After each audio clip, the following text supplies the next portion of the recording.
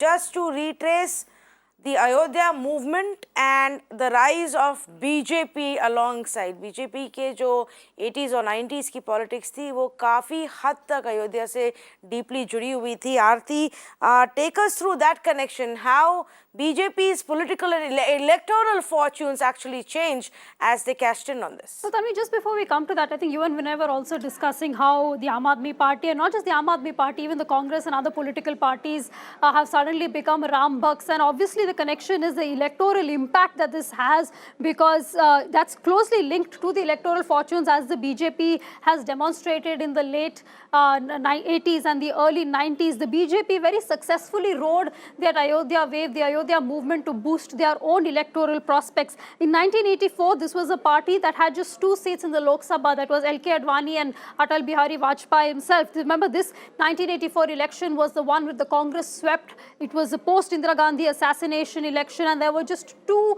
BJP MPs in parliament. Now, it was the next election which the BJP saw a bit of a boost. But before we get to that, let's just set a bit of political context in this. The Rajiv Gandhi government had, in what was called Muslim appeasement, they had overturned the Supreme Court verdict that offered maintenance to Shah Bano, a Muslim woman, and that was seen as a sign of Muslim appeasement, which political parties at that time took advantage of. They raised the issue very stridently, fearing a backlash. To offset that backlash, the Rajiv Gandhi government was in damage control mode, and they decided to open the locks to the disputed site. Not just that, a little later they also allowed the VHP to offer pujas at that site. Now these moves really catalyzed the movement in that sense and set the tone for the BJP to capitalize on it.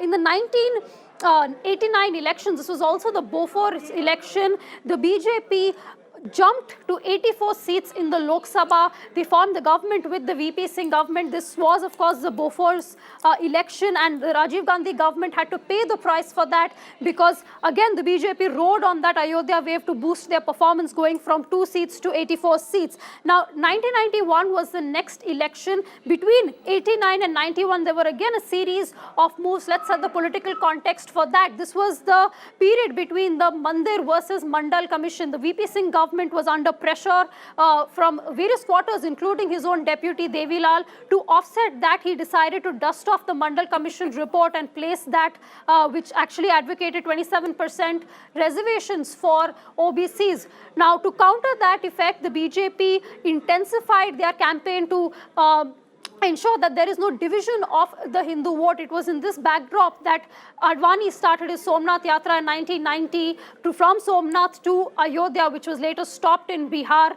But it was this movement, this Yatra, that further catalyzed the BJP's electoral growth. In 1991, they had 120 seats in the Lok Sabha. In 96, of course, they were the single largest party. But since then, while the BJP really rode the wave till the demolition of the Babri Masjid, post that, they were not really able to capitalize on the movement. And in the years to come, the BJP put the issue on the back burner, saying that they would wait for the Supreme Court, wait for the courts to adjudicate on the matter. And it was not a strident approach as it was between the late 80s and the early 90s electorally, in terms of the discourse that we see, that we saw then compared to what we see now.